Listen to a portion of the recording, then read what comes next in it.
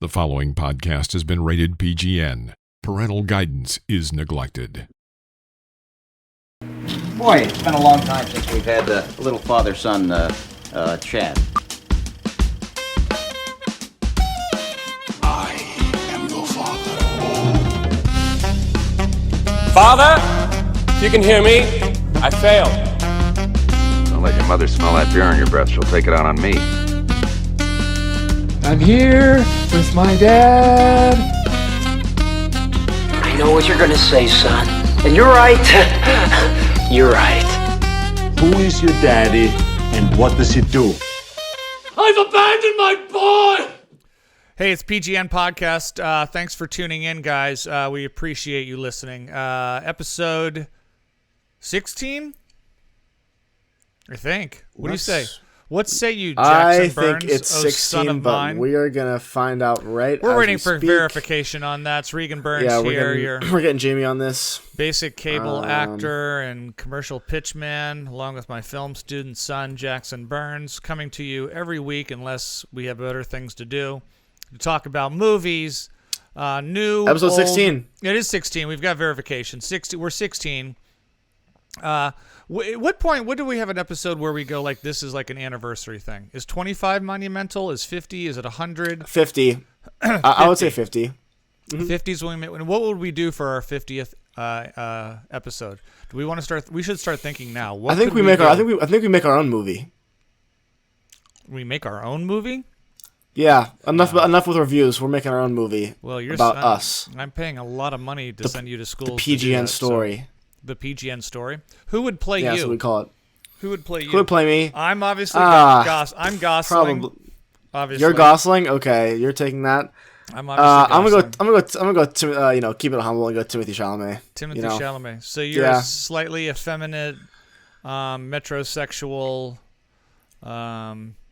skinny, pretty boy. Yeah. And I'm more of a man's man. Although he did do La La Land. I don't know. I was just gonna say, have you seen the pictures of him in Barbie? Oh yeah. Oh, that's right. Who's Barbie again? Is it Margot? Margot Robbie, and then he is Ken, and he has, by the way, definitely had work done since that project. No, I think that's makeup. I don't think. No, I saw him in an interview after out of makeup interview, and he was looking a little stiff in the face. You think Gosling's had some Oh yeah, Botox? I'll show you the video later. It looked a little Botoxy to me. It could be photo brushed, airbrushed. A little bit of. Not in an interview. That's not sanctioned by. I don't know. By the way, your lighting looks wonderful today. Your set design is. I look just yellow and washed out. You've got some red hues and some purples. Yeah, a little accent going on. Yeah, you got a little sting every breath you take. Video. You got some shadowing. Yeah. I just look like a ragged old man in a basement. Watching. Yeah, and I think that really VHS. reflects the amount of effort that we put into this project. No, but that's okay. Now, when you go back to school, which by the way cannot come soon enough, when you do go back, can I resume filming in your room? Can I use your set? Yeah, you can film wherever you just don't. Or is that you weird? can, but last time you did, you completely moved around. You moved around my furniture a bit. I had to because back. my lighting contours and my face angles are different than yours. I'm very precise in how I'm. It's because you didn't want to use the LEDs. That's why. No, because that's too. I've got great highlights. Right. So instead of turning on the lights, you decided to shift my furniture around to your liking. Yeah, I did. I moved a lot. That sounds about right. Yeah. You know what? Fine. I'm just gonna keep doing it here in the basement with the dartboard and the dog with a blog poster behind me. And I mean, it's here. You know what? Whatever floats your boat. With my dumb ring light that's got like two choices on it, either washed out or more washed out. So I don't really know what even the point of that. I mean, I'm not a lighting guy. Here's an idea. When you come home next summer, why don't you build and light a set for me? Like something locked in. Do you think your mother would be okay with that? Maybe if we just turn the entire guest room into a... Yeah, I think she'd love if we just studio. turn our entire family room into a recording studio. We put up a lot We'll of figure something out. Put up a lot of red curtains. One of these days we'll find a more permanent more permanent situation for the both of us. Maybe do like hopefully. a Joe Rogan thing where you and I are on opposite ends of the desk. We'll get some curtains. Yeah, we do a little. We just smoke cigars and talk about conspiracy theories and that kind of stuff. Oh yeah, as Joe Rogan does. Good times. Good times. How are you indeed. feeling? Have you recovered? I'm feeling all right. I'm feeling a little bit sore. I've definitely. By the way, I'm referencing we both took part in a Spartan race just yesterday. Yeah. It was a stadium down at Angel Stadium, and it was rough. It was rough for me at least. I don't think I did. I was slacking a little bit on the training front, and I think it showed a little bit, especially towards the end. By slacking, do you mean not training?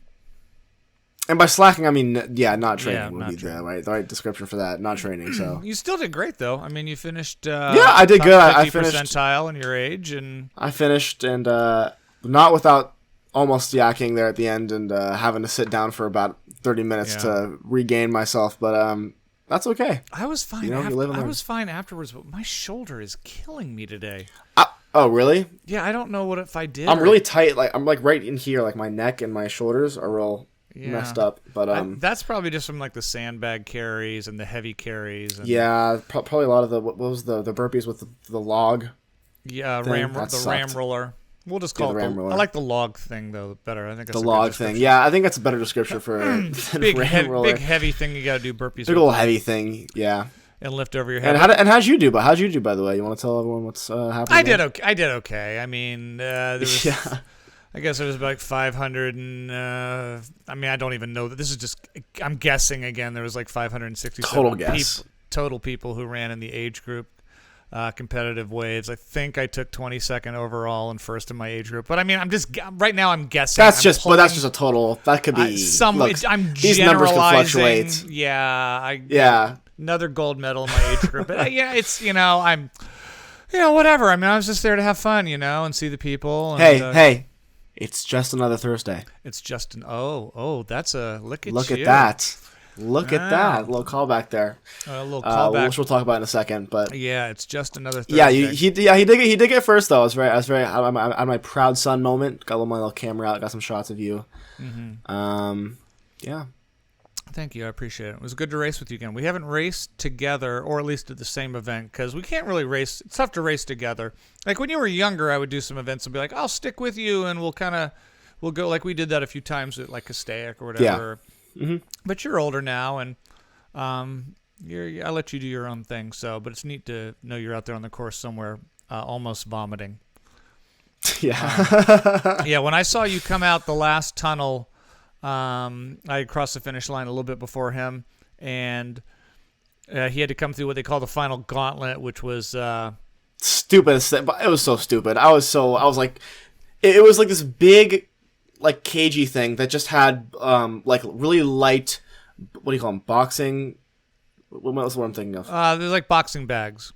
Yeah, punching bags. You just fly through them, but there's no graceful way to do it. Yeah, You're basically just like... Yeah, you look like an idiot coming getting out of your face, yeah. I can't wait to see your pictures of that. But I know, I'm really excited I too. saw you when you first came on the field. You had just finished the big sandbag carry, and you were coming through the last events. And I don't know, I saw you do this. You went to the box jumps. I started doing it on the women's one. And you did it on the women's one. And I saw it, I started laughing. I'm like...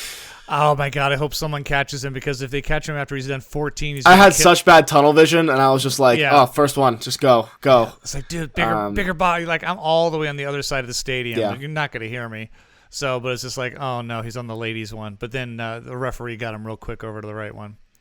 And you crossed the finish line, and your first words were, "Whew, I have to throw up," and then you ran away. But, I had to go get water. It was not going to end well for me. It's all good. It's all good. Yeah. Yeah. When's your next race? I mean, you're not gonna. I don't know. Knows? I mean, I don't even have my school. Once school starts, and I'll have to look at the schedule and all that. Then I lose you again. I'll find something next summer to drag you into that you're unprepared for and barely survive. I know. Next time I'll definitely be more on top of that, because that was not. I could have and should have done a lot better, in my opinion. But I'm still happy with how I did. Yeah. And then you're I don't know what you're doing, but you're running around with some friends from film camp from a couple years ago. You're running around. Yeah, with I'm working on a guys bunch that of you've stuff met right now. from film school, and you're working on stuff. So, film something so we can load it and show it, and then I can review it. Okay, sounds good. Oh, that would be really interesting. Hearing your review on something that I did. Actually, I didn't even think of that. Don't for one second think I'm not looking forward to that. That'll be the opener. The crown jewel of the podcast. And I am going to review it honestly and forthright. And okay. If you do something like Mad God or Enter the Void, I'm going to let you know my thoughts. Because absolutely. Because if a family can't be honest with one another, what can we be, really? What can we be? It's the basis of all relationships. But the good thing is that you're a first-time filmmaker, and speaking of first-time filmmakers, remember when Jordan Peele burst on the scene with his first film? I do very vividly, and being I think everyone was shocked. What was the name of that film? That first film he did? Get Out. Get Out, Academy Award nominated film, and I think it won screenplay. Didn't Get Out win? Oh, did it? I didn't know that. Let's find out. Jamie Jr., can you get on that? I believe Get Out won Best Screenplay. I think so. I know it got a lot of Oscar buzz and film nominations and all that, and was a big hit. His sophomore attempt, which had a ton of pressure on it, because you always do. Filmmakers, you were right. Especially, am I right? Yeah, won Best Screenplay and was nominated for Best Picture, Best Performance by an Actor in a Leading Role, and Best Achievement in Directing. Yeah, Jordan Peele got a direction for it. So the pressure was on him for his sophomore attempt. It always is if the first one's a huge hit. Oh yeah. You really liked Us. I actually loved it. I actually liked it better than Get Out, and I do know that I'm in the minority there. I just thought it was a much more effective, scary film. It was parts of it terrified me. I think maybe that I went in to Get Out thinking that it was a scary film, like it was kind of pushed that way, and it really wasn't. It was more of a psychological thriller. It was more suspenseful. Right. Than anything. Where I thought Us was like this. I was really on the edge of my seat, terrified. So I think even though I can highly respect Get Out, and I do enjoy it very much, for me, Us was a slight step up. So now the big question is, his third one out of the gate is Nope. Let's see, a science fiction. I would say it's lighter in tone than the first two. Yeah, agreed. In some ways, you could almost, I think, at the end of it, almost call it a sci-fi / adventure film. Yeah, it's definitely some actiony moments. Definitely some suspenseful. Yeah, I wouldn't say it's scary. I would say more suspenseful than anything else. I would say the backstory involving Stephen Yu, I hope I'm saying his name correctly, from Minari and the TV show Lost. He's very good in this. He was in Lost? Yeah. That's what put him on the map. Oh, no, not Lost. Walking Dead. The Walking Dead. The Walking Dead, yeah. I was like, I don't remember him being on the plane crash. No, The Walking Dead. He's the guy who gets his brain bashed in by Negan.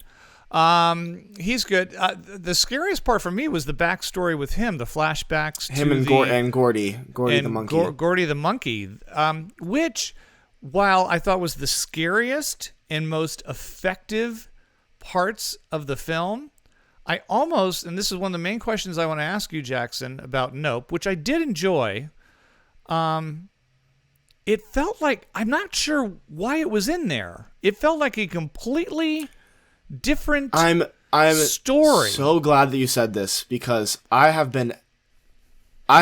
feel very much on the minority of opinions on this film.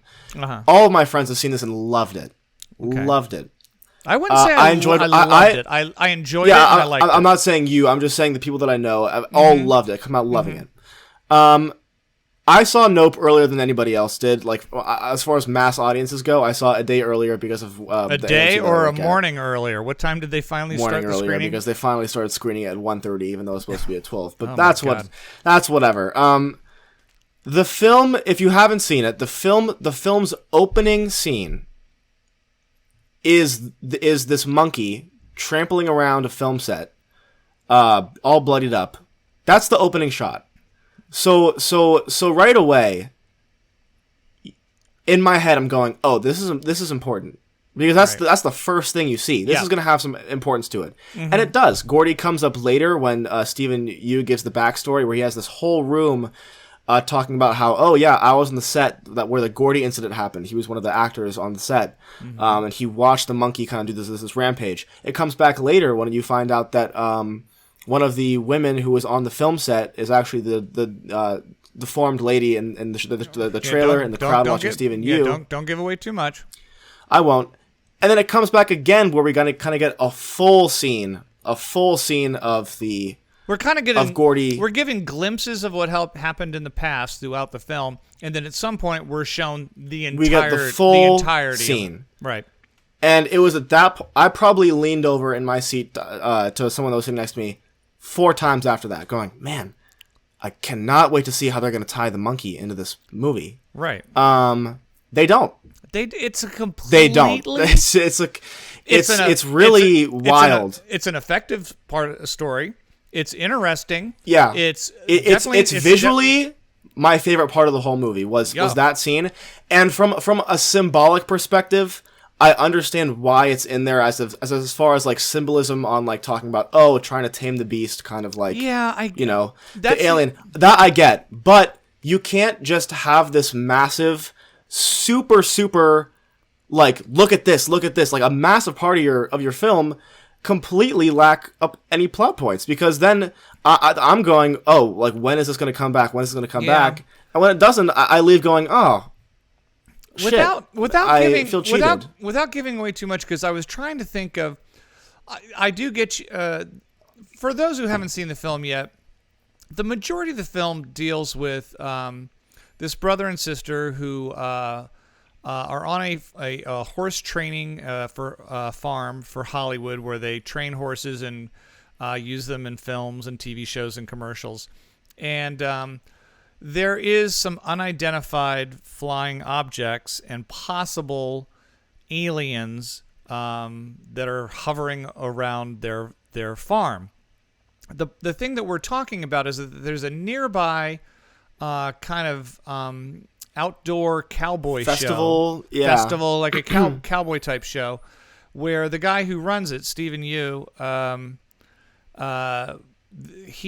have a backstory with him as a child, and he went through this traumatic experience in Hollywood with a monkey, and it's almost 2 stories that you try. And again, I can tie them together, and I don't want to give away too much about how a beast can be tamed or what you can do to calm a beast. There was even a thing where, I hope this isn't giving away, but there was a whole thing about looking something directly in the eyes, and I'm like, maybe that'll be the correlation. But then the shoe, right? That was I thought at standing first upright, was standing upright, and then later is in his museum standing upright, and that. I didn't quite know what the significance was. Maybe a 2001 reference. Yeah. I mean, I'm really reaching here, but like, yeah. For anyone who's seen the film, and I haven't bothered to go online to read up or watch videos yet. I have not either. I probably will, just to find out what the correlation is there. But I would say the one downside to Nope, which by the way I did enjoy, and I give massive credit for one. Jordan Peele is great with camera. He does know how to build suspense, and it's an interesting film. It's not one of those ones where you're like, there's a couple little twists that you kind of see coming if you're looking for them. But my biggest problem is this disjointed second story that never really ties in. So there's a story of a monkey that went a little crazy 20 years ago, and there's a story of this UFO. And never the two shall meet. I would say the other big problem I had with Nope is I did feel the last 10 minutes of the film were a bit, I don't know. I think it relied too much on special effects and the majestic presence of what was happening. and it lost any suspense for me. Then it was, I agree with you on that too. We got a cowboy on a horse. We've got visually, I enjoyed that section, but yes. Once kind of, I'm trying not to get to my once the kind of. We know the twist. Once a certain amount of information is given to you, you kind of lose. You kind of lose what was kind of creeping you out, or maybe building that suspense. Right. It's just really when you have something that's so visually interesting like that right from the start. I just kept my head was racing. I almost was distracted from the rest of the movie because I kept going, how are they going to tie this in? It was really, I don't know, man. I don't know. But don't get me wrong. Yes, like that was a super distracting element of the movie for me. I have major respect for Jordan Peele just still for making this in general. I think that his filmmaking is very unique. I think he has developed a style that I enjoy watching, even when it does have moments like that where I'm not quite into it. And I just want to say I appreciate what he was going for in this element. I was definitely in the film the whole time. It's just, man, what was happening with the Gordy scenes? Yeah, you know what's happening here is I think we both agree this is a pretty good film. It's better than most of the stuff you're going to sit through. I think that Peele has I think a lot of it was also, I was just so relieved to be sitting down in the theater and not to watch Thor or some shitty blockbuster that we had to put ourselves through. I was like, fine, just give me something unique, and he delivered in that respect. Yeah, I think the expectations for him are just so high that I do not think this lives up to Us or Get Out as far as greatness. But that's not to say if this is your third best film, it's a really good third best film. I think tonally it's just a little all over the place. It's not a scary film, and then it's a science fiction film, and then it's kind of a comedy, and it kind of jumps around a little bit. The ending, I feel, is a little too neat with a bow on it. And I will tell you this, the acting is fantastic. Keke Palmer is great. Everyone's phenomenal. Not everybody is phenomenal. Yeah, I was gonna say. Well, I have a remark. I don't know if we're gonna be on the same boat here. I hated the guy from Fry's Electronics. I thought he was.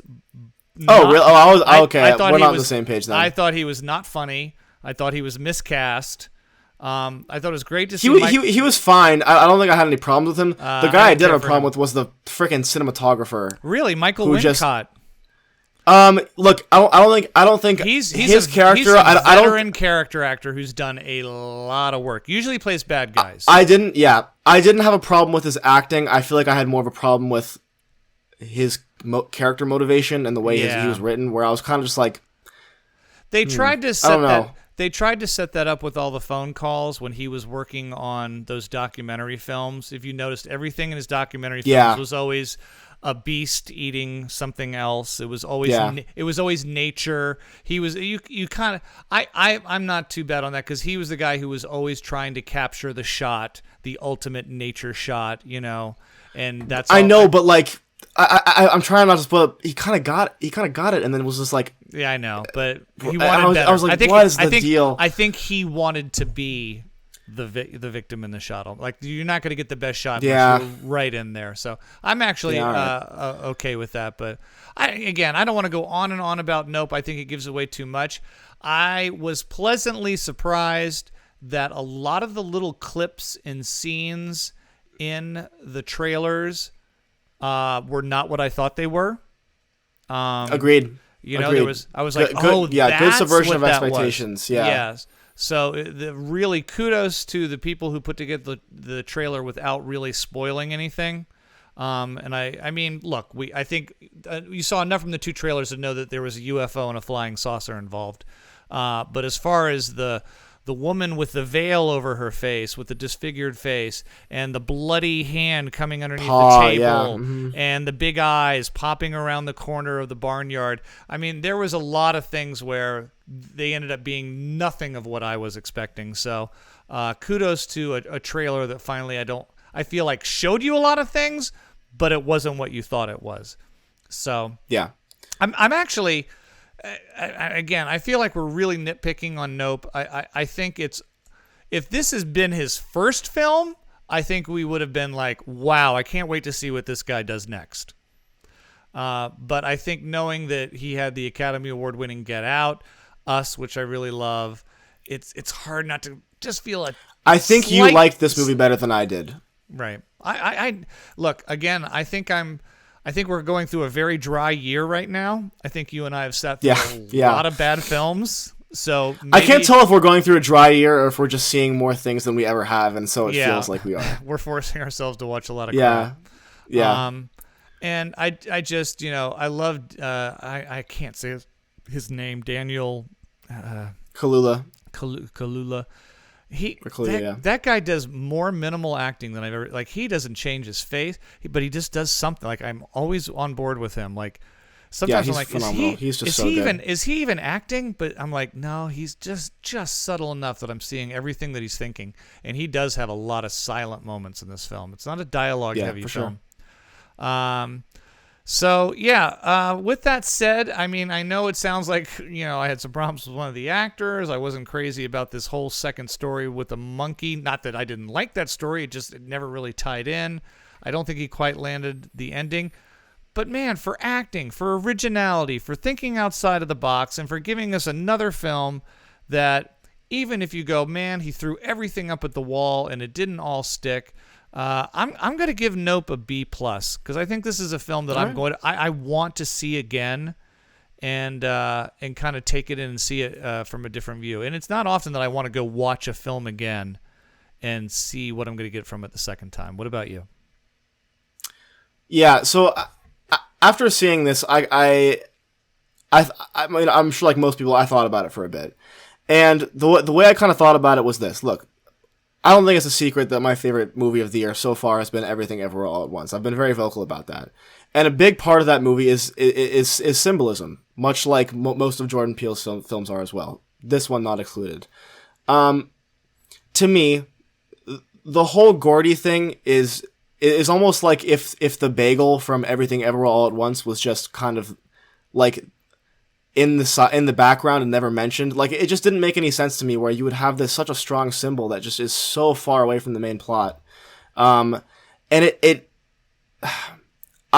the moment being in the theater watching the movie, I loved it.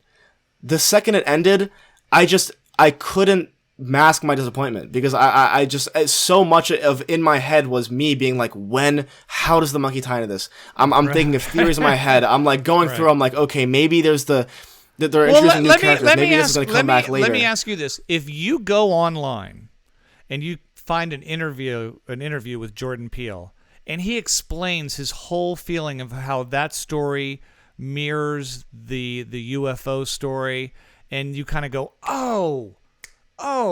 that helps me see how the two play together. Could you then go, well, I rank the film higher now because I get it? No, because I feel like I already understand that. I understand the two stories mirror each other. The problem is they're not in the same realm. Like, they're not the same. They're not the same story. They're just two separate stories that never come back together. Like, it would be like not wrapping up Pulp Fiction with having, the end scene.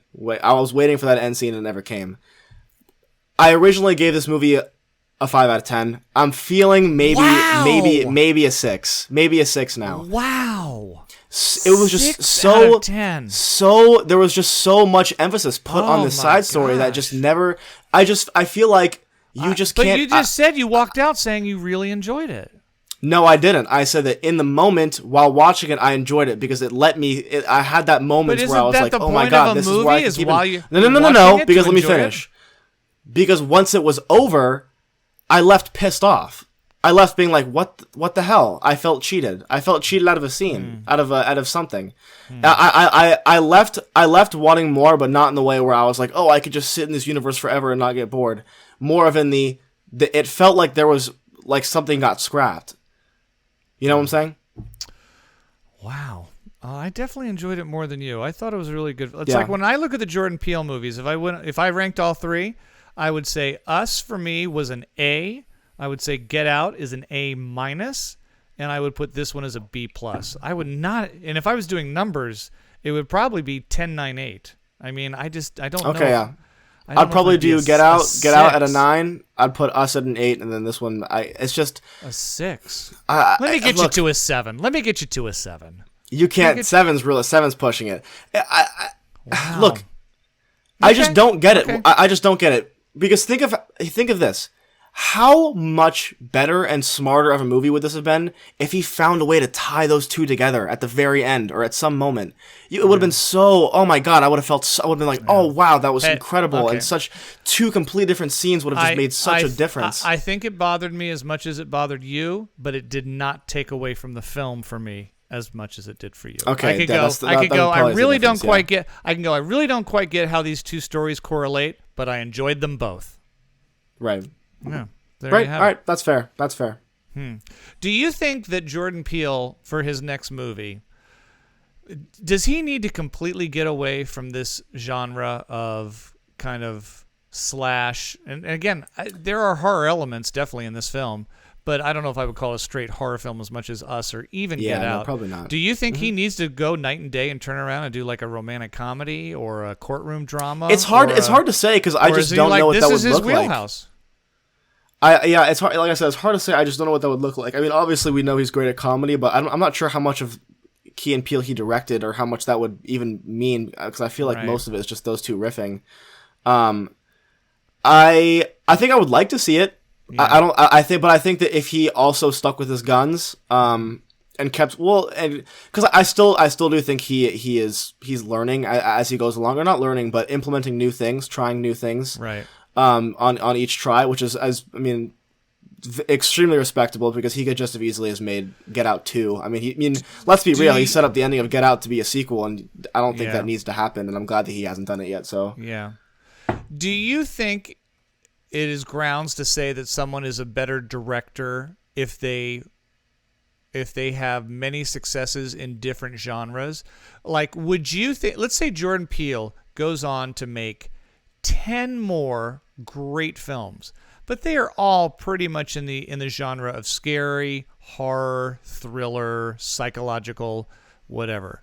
But then you look at Spielberg and you go, he did Jaws, but he also did E.T., and he did Schindler's List, and he did Munich, and he did Jurassic Park, and he did Lincoln, and you go, that guy, we can't think of a genre he hasn't done. Yeah. Does that make Spielberg a better director? Or does that just make him more rounded or with more interest? Would you put Jordan Peele in the same, it's kind of like comparing Spielberg to somewhat like Hitchcock. Hitchcock did have a few movies that weren't quite, but mostly Hitchcock did suspense. Everyone remembers him suspense for his, films. Yeah. So do we put directors on the same level like that? Is Peele going to be the next Hitchcock? Or is he going to be the next Steven Spielberg? And does it matter? Yeah. So I think that when you look at directors who like you said, like Spielberg, who have such a diverse, filmography, I think that it's more impressive just because you can say like, oh man, you can really master so many different things. You're not limited to just one space. Right. I don't know if that makes him a better director because I think that man, that's a really good question. Yeah.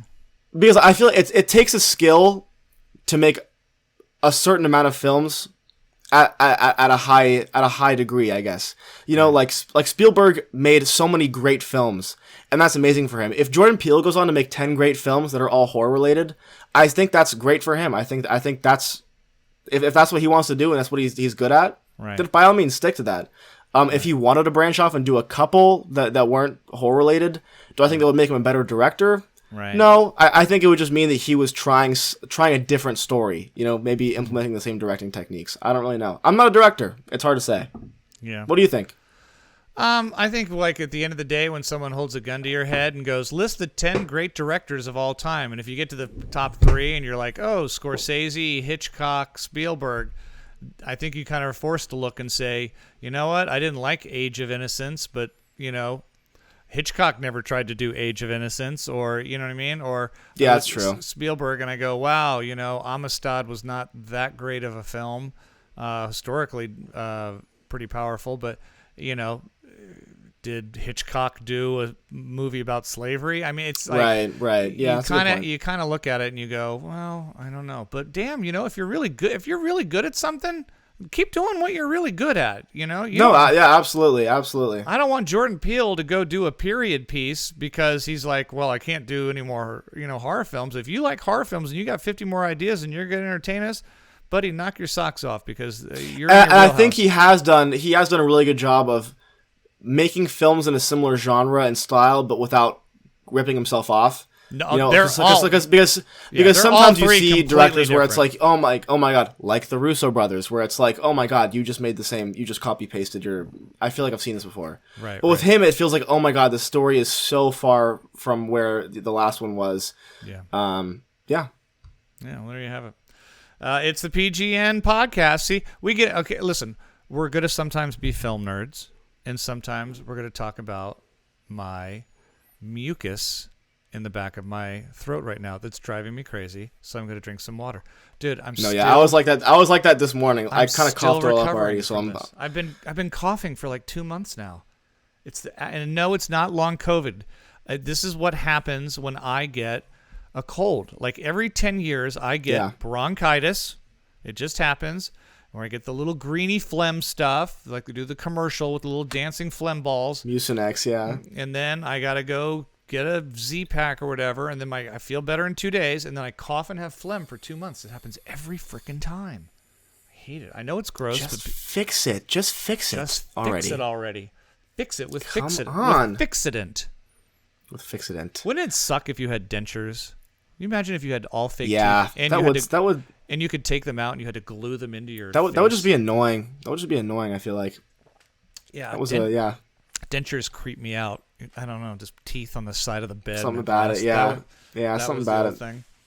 Hey, before we get to our next film, I wanted to touch base with you on next week. Why not? We'll just mix it up a little bit. All right, cool. These are the 4 films. We have 4 films. And here's what I think we need to do. We need to stop promising you guys we're going to see something because life is in constant flux. So I think every week we're going to try our damnedest to see. Right. Here's what you should. You might be seeing. We'll may. Because it gets to a point where it's like Thursday and I'm like, oh my God. When am I going to go see Mrs. Harris Goes to Paris? I don't have to. And then I realize I don't want to see Mrs. Harris Goes to Paris. Right, yeah. But I'm just like, I'm not going to stress out about it. But we're going to try because we love films to see these. Next week, let's be real clear. The big film opening is DC's League of Pets. I think we can safely say you will not be hearing about DC's League of Pets. I don't do cartoons. I did go and see Lightyear, and I feel like I have done my cartoon quota for the year. Do you agree with me, Jackson, or is there any part of you that wants to go see superhero pets?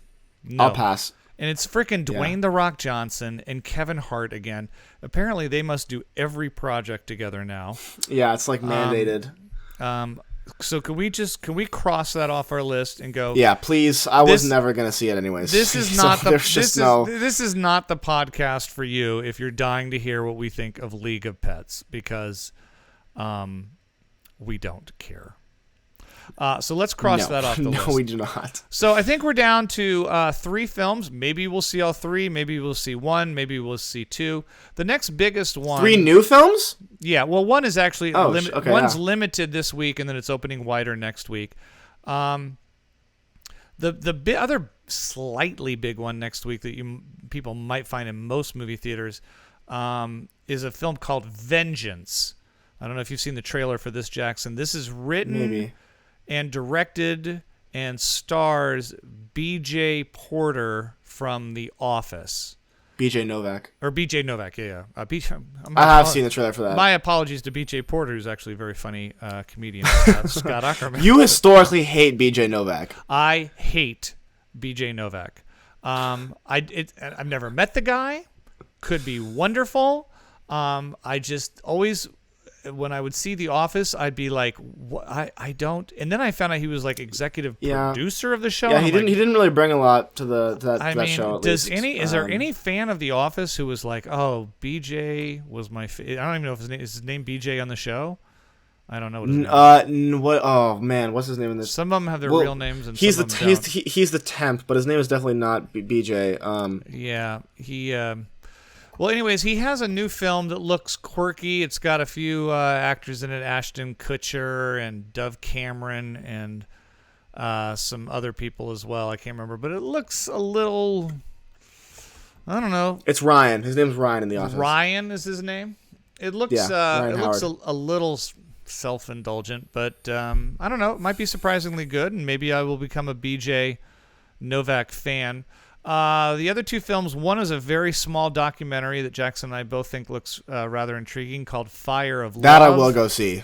Yeah. Fire of Love is a documentary about a couple who fall in love over their obsession with volcanoes and studying them and getting as close to them as possible, which I think is good. It is open limited right now, but might open a little bit wider next week. And then the last one is another very small art film that will be playing in some theaters. It actually looks pretty good. It's called A Love Song. I forget who directed or wrote it. I'll get Junior Jamie on that. I know it stars Wes Studi, who's obviously one of our... this looks... gee. Maybe you're excited to see this, but oh my lord, this did not look like my thing. Jackson says it doesn't look like his thing. Max Walker Silverman directed it. It's kind of a moody love story. No, did not look like it was for me, no. Well, maybe I'll see it and tell you people about it. It's only an hour 20, so I'll probably go. I'll probably try to find if it's around. So those are the three films that we will try to see next week. I assume Vengeance will probably get on there, and Fire of Love, and that may be it because we're just limited. So it's kind of a slower week.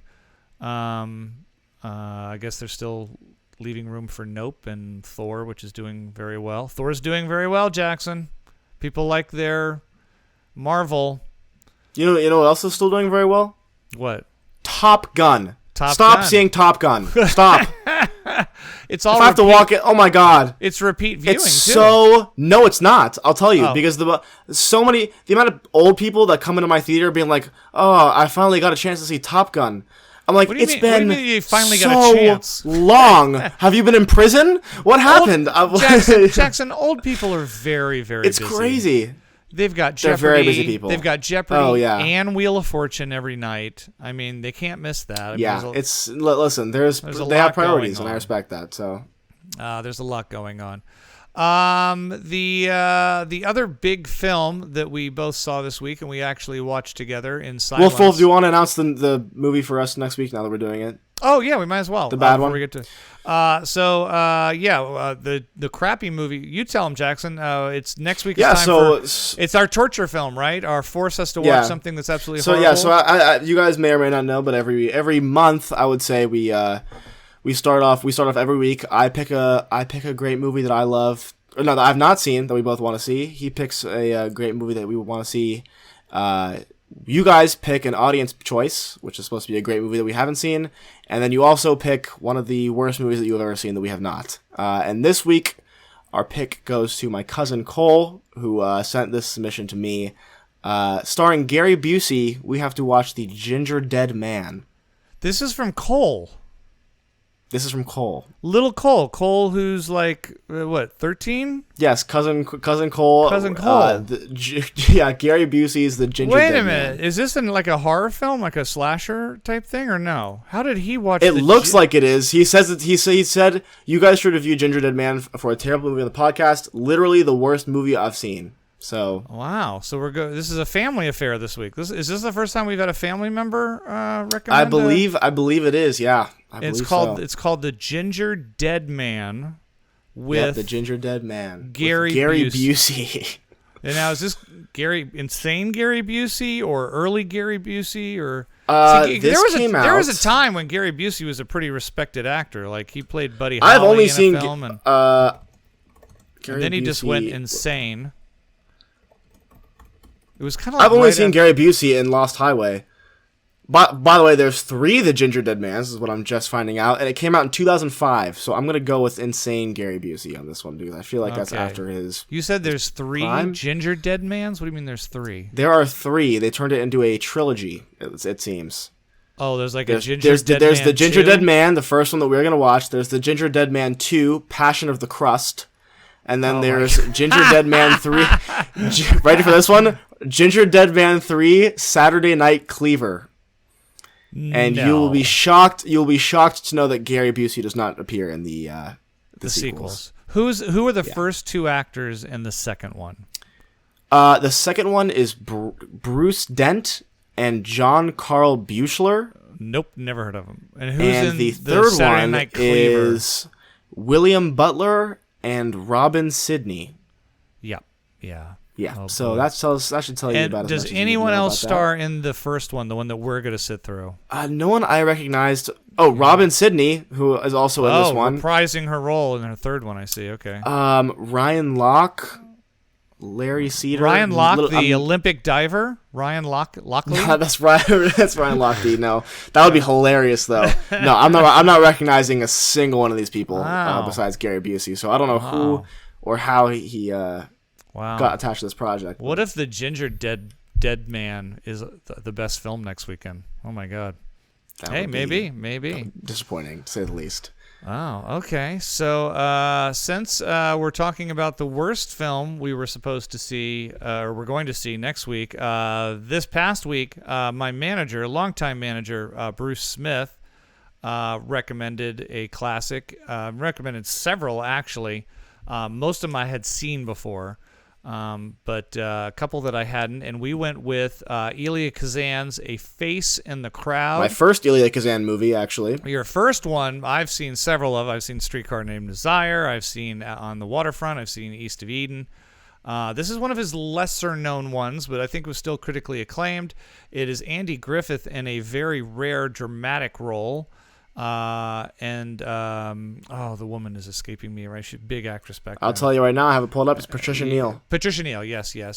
Tells the tale of a drunkard who has a knack for singing songs and telling stories and ends up becoming a huge radio personality in a small town in somewhere in the South, and then eventually moves up to the big leagues. I would love to tell you what happens then, but I only saw the first half of the film because, as you know, I'm over 50, and I fell asleep. Not to say that's indicative of my thoughts of the first half of the film. I will tell you this, Jackson, to give you my thoughts, since you saw the film completely. I can give you my thoughts on the first half. Let me put it this way. Well, first of all, what was the point? The last point you remember? The last point I remember is he had been flown into the big city and was kind of partying and carousing a lot and was doing his show there and was meeting all the executives that were going to turn him into a huge star. Gotcha. Okay.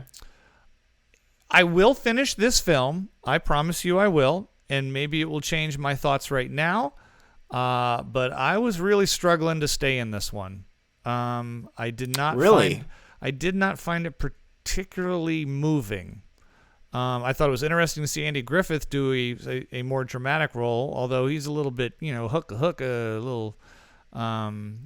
It's kind of like saying Robin Williams is doing a dramatic role in Good Morning Vietnam when there are dramatic elements, and maybe there was more coming that I didn't see. But at least the first half of the film, he's kind of a wisecracking, fun-loving drunkard who tells stories and gets people to bring all their dogs over to the local mayor's office because he won't fix the streets or whatever. So it was not the most intriguing for me, but you, however, saw it in its completion. It might have taken a big right-hand turn. What were your thoughts on this classic and your first Elia Kazan movie, Jackson? Very interesting. This is the second time this has happened, actually in a row, where usually I go into older movies kind of like, man, like I tend to like newer things just because I feel like when you get into the old black and white stuff, you kind of border on that like theatrical, like, oh well, then is what I'm talking about. It's before the age of what they call naturalism in acting. It is yes. Everything is heightened. And it wasn't really till the 70s till we saw that kind of, the days of Dustin Hoffman and Gene Hackman and where films really became a little more subtle. real, more subtle. So you have to go in with that frame of mind. I get it. Go on. But pleasantly surprised with this film. Loved it. Loved it. Well, my manager's going to be very happy to hear that. Yeah. First and foremost, I have only ever seen Andy Griffith in the Andy Griffith Show, which was one of my favorite shows growing up. Watched it all the time. You're not like a big lot of memories from that. You're not a big Matlock fan, Jackson. You don't like old clunky courtroom dramas. Yes. No. Okay. Yeah, it's not my thing. No, but Okay. but growing up with why am I just forgetting his? I just completely forgot his name. What's his name? Andy Griffith. Andy Griffith, and Don Knotts, and that whole small Opie town was and was fantastic. And I just could not get enough of him in this movie. He was so you really did miss out on a lot of great moments from him. I'm gonna especially, go back. I know. I'm just letting you know because you didn't get to see it. Especially the absolutely I don't want to give it away, but right. A very, very emotional ending scene, I will say, especially from him. Oh, okay. Yeah, I love this. I thought this was a fantastic screenplay as well. I think I just literally had the writer's name pulled up. He's the same guy who wrote On the Waterfront. Yeah. Bud Schulberg did a fantastic job of writing this. I thought all the characters were very fleshed out, three-dimensional.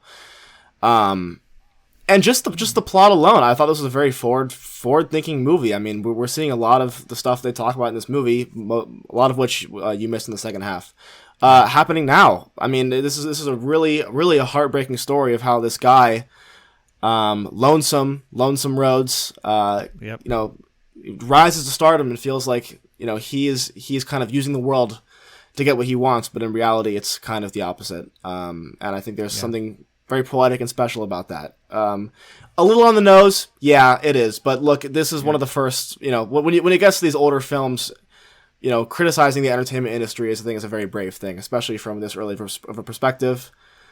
Right. Yeah, I really just could not get enough of this movie. I really did enjoy it, and it made me wish that Andy Griffith had done more dramatic work in his time, because I think that he was fantastic in this. Wow. Yeah. That's about it. Well, I'm gonna be honest. I wasn't thrilled to finish it. I mean, I'm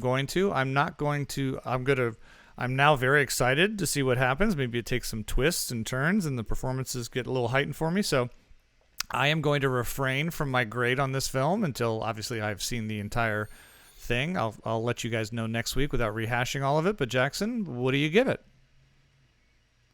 Before I give it, I've been giving Andy Griffith a lot of praise, but Patricia Neal did a fantastic job. A lot of good remakes for her. 9 out of 10. This is a solid 9 out of 10. Wow. Really good film. Now let me ask you this: enjoying one of Elia Kazan's lesser known and less popular films, like A Face in the Crowd, does that make you think, damn, maybe I should go see Streetcar Named Desire or On the Waterfront or East of Eden? Does that make you want to think? Definitely. I mean, yeah. I know I was probably going to end up watching those anyway, just because, it's Marlon Brando's. He's Marlon Brando, so you kind of have to. But yeah, I definitely will. I definitely will have to. And then East of Eden is James Dean. That's James Dean. Oh, I don't know if I've ever seen a James Dean movie, actually. Well, there's really only three. There's Rebel Without a Cause, East of Eden, I haven't seen it. And Giant. I haven't seen any of those. And personally, I think Giant. Not to be mistaken by The Giant, the film that neither of us could get through. That was recommended in the early days of this podcast. All right. Well, listen, hats off to my manager, Bruce Smith. Great pick, Bruce. Jackson says fantastic pick, and I will. I was tired, so maybe I'll just go back and start from the beginning and just kind of go with fresh eyes and just watch all the way through instead of just jumping in. Why not? But there you have it. A movie that I did not fall asleep. It's our final film of the week. It is a Netflix release, major release. Netflix has gotten into the business.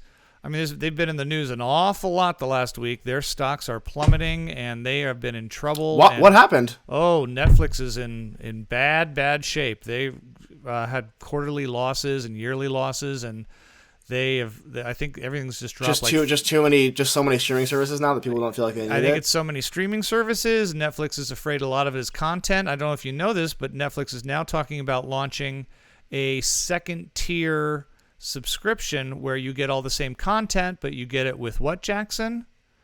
Commercials. Yep. So yeah. So they're pulling a goddamn Hulu. Come on, stop. This is why this is just network TV all over again. Hey, you don't have to pay for it. You can, if you want to pay less, then you get the commercials. If you want to pay more, you get it without the commercials. But they're trying to. Netflix is hemorrhaging money, and I'll tell you why. Because they keep making shit like this. There have been a few Netflix films in this same genre. Chris Hemsworth has done some mercenary film that I remember seeing last year that I thought was fine, escapism. Charlize Theron is doing that superhero one about the people who can't be killed. Yeah, is that ever coming back? They're doing a sequel. They did the first film. They're going to do a sequel. Huh. And again, it was fine. They seem to, I think Chris, we reviewed it. Not Chris, Ryan Reynolds just had one, the space one with the kid where he comes back and meets his younger... The Adam Project? Yeah. So they're kind of finding these, I don't want to say low budget because they're done really well. And by the way, The Gray Man, directed by the Russo brothers who did all the Avengers films, this film looks great. I mean, they put in the money. Well, to an extent. Just the lighting, the camera work. I mean, it's not a low grade action film. It's not the kind of film where you go, they kind of phoned this in. They spent a shitload of money, is what I'm saying. Yeah. So you look at it and you go, this is a well polished film. This is something that 10 years ago would have been a major motion picture opening on a big screen. It feels like a Fast and Furious wannabe at times. It feels like a Bourne Identity at times. It feels like it's trying to be a lot of things besides creative or, here's the word, entertaining. It tells a story of Ryan Gosling, who, surprise, is recruited by the CIA to become a hitman killer who goes by the name Sierra 6. And, of course, there's a Sierra 4, 5, 10, 12. There's a bunch of Sierras somewhere. Flash forward, it turns out the CIA, believe it or not, has some bad branches, and now they're cleaning house and taking out some people. Chris Evans, most popularly known as Captain America, plays a mercenary for hire by the CIA here. Might be one of the worst villains performances I've seen in years. I know Jackson has thoughts on that. It's a 2-hour, 10-minute...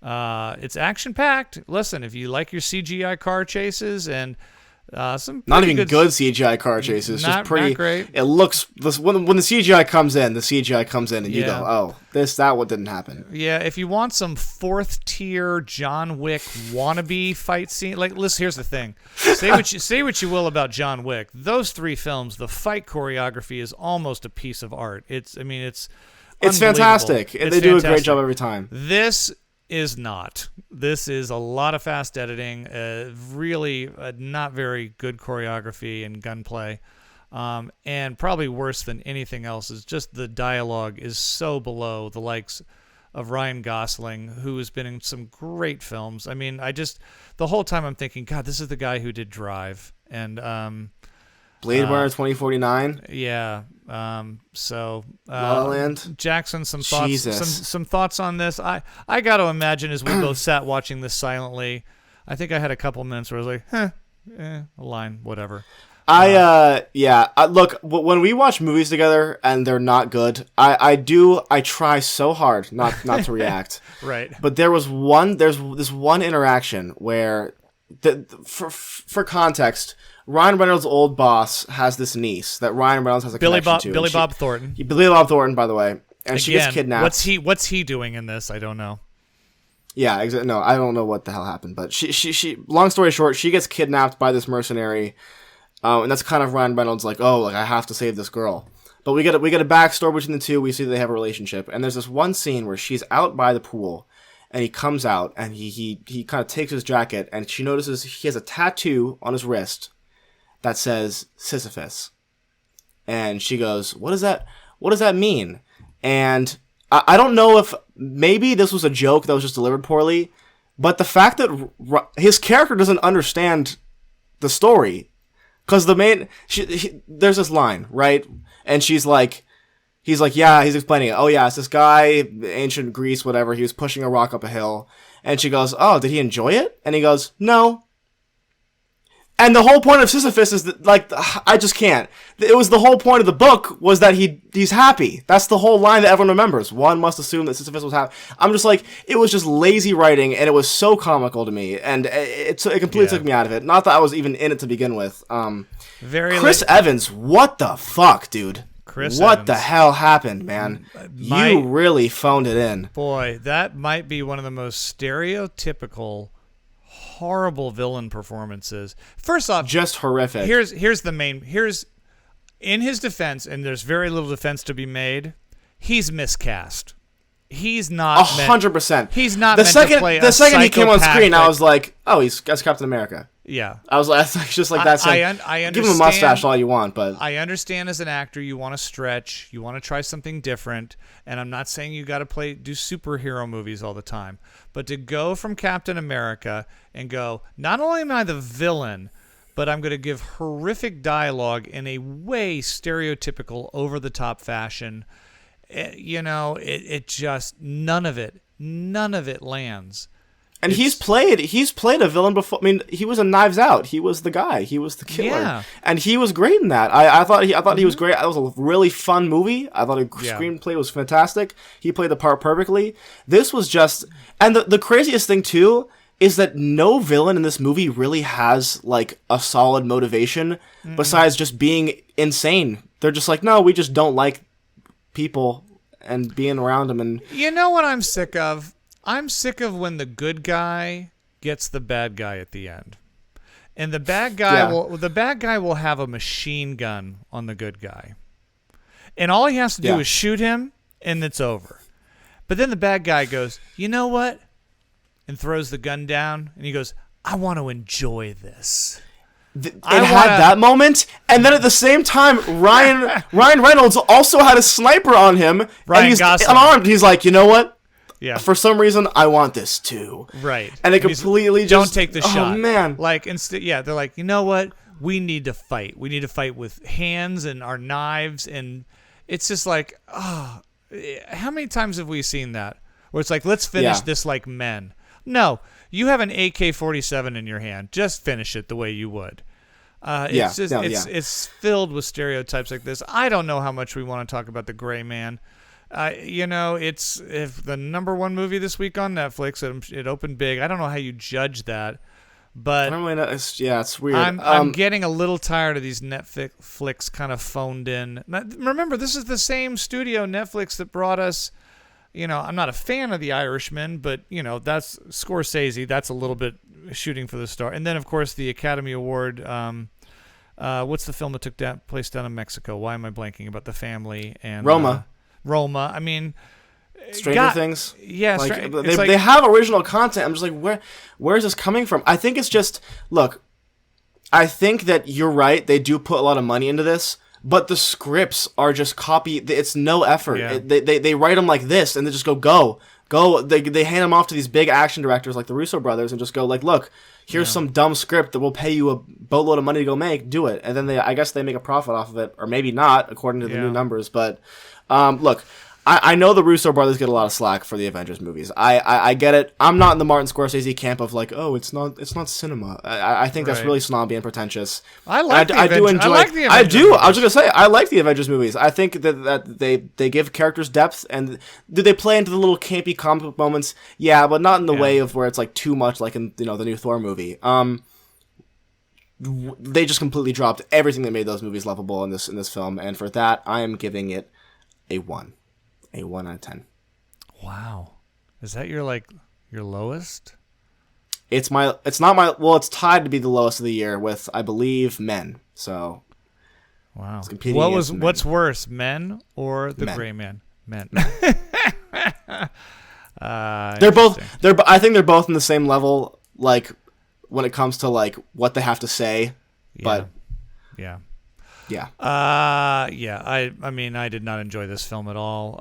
It's not horrible. I mean, it's not I watched it and just wanted to be like break the TV. So The Gray Man gets a very, very solid D from me, which as you know is pretty bad. I normally only go F when it's something almost morally apprehensive, like say Mad God Don't. or Enter the Void or This close to going an episode without mentioning Enter the Void. This close. We were that close, weren't we? What do you got going on this week besides seeing I Vengeance have or one more Fire movie to talk Love, about actually before we. Oh, what did you see? Oh, you went. And I went and go saw Naked. I mentioned I was going to talk about this time. I'm glad I remembered that. Yeah. I went with one of my buddies to go see. I'm actually going to go see Meantime, another Mike Lee film that I've already seen in theaters later tonight. But I did go see Naked. Came out in the early 2000s or 90s. I want to say it's. It might be. I think it's 2000. I want to say it's 2000. Yeah, it's right around there. I did see the film. It was many years ago. David Thewlis, British actor, very good, and Mike Lee, got notoriety for Secrets and Lies, and he's been making films for many years now. Did you like it? Just unreal. I just every Mike Lee movie, I come out feeling like my life has been changed. I just don't get it. Which is weird. You haven't seen Secrets and Lies yet, and that's his biggest film. That was his most commercially successful film. It's so.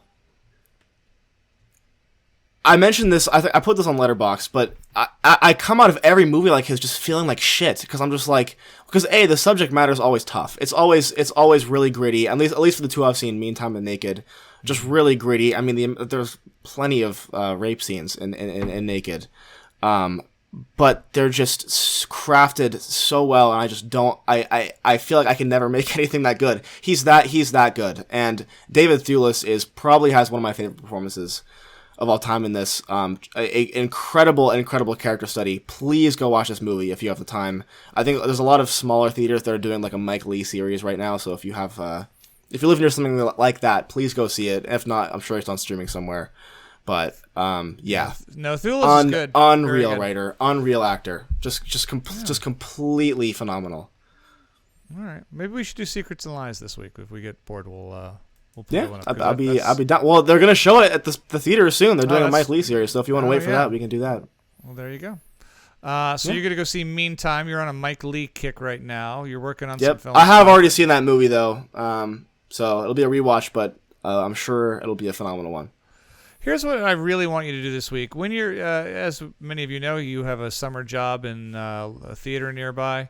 At some point when you're working later this week, and you get like a little break, they give you like little breaks there. You have a little snack. I was going on lunch break. Go walk into one of the DC League of Pets theaters and just sit back, enjoy your sandwich, your juice box.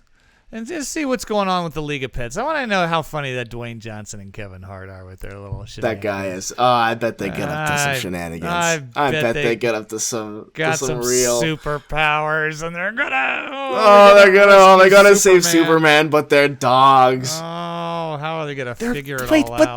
But they're pets. They don't have superpowers. Well, they've got to pee on a fire hydrant. They don't have time for X-ray vision.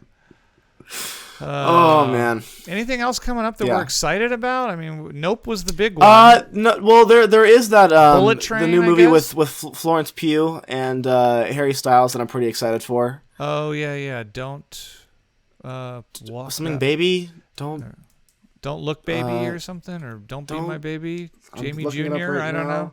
Well, who directed? It's the girl who's. It's Olivia Wilde. Olivia Colman. Or Olivia Wilde. No, Olivia Wilde directed it.